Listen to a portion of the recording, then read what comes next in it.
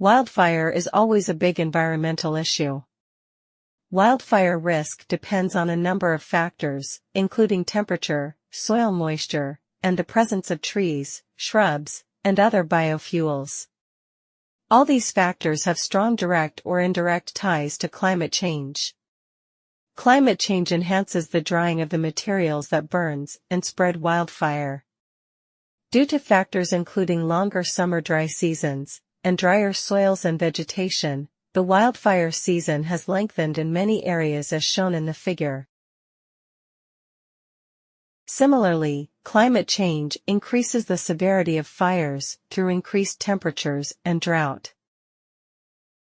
Earlier spring melting and reduced snowpack result in decreased water availability during hot summer conditions, which in turn allows fires to start more easily and burn hotter.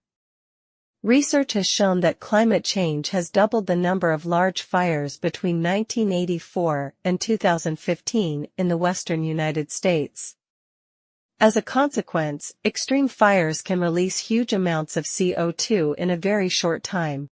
Scientists estimate that the fire in Northern California in October 2017 emitted as much CO2 in 1 week as all of California's cars and trucks do over the course of a year.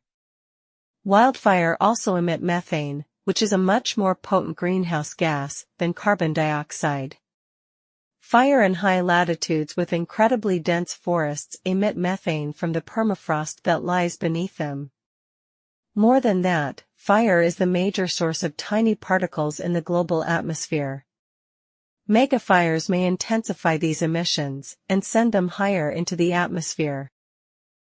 Researchers found that wildfires in Canada in 2017 resulted in extreme levels of particles over Europe. These smoke particles are known to affect Earth's energy budget by absorbing and scattering radiation.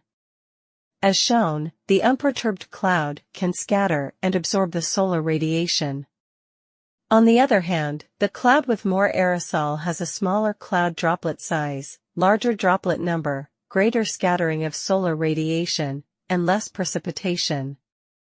Some of these particles can make the atmosphere more reflective. They block sunlight, which cools the atmosphere, similar to the effect attributed to emissions from volcanic eruptions.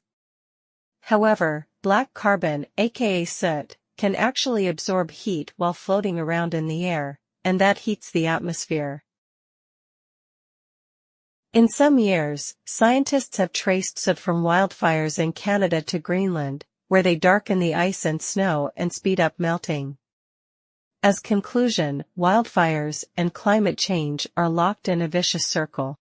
Fires don't burn in isolation, they produce greenhouse gases and soot that, in turn, create warmer and drier conditions that ignite more frequent and intense fires. Thank you for watching.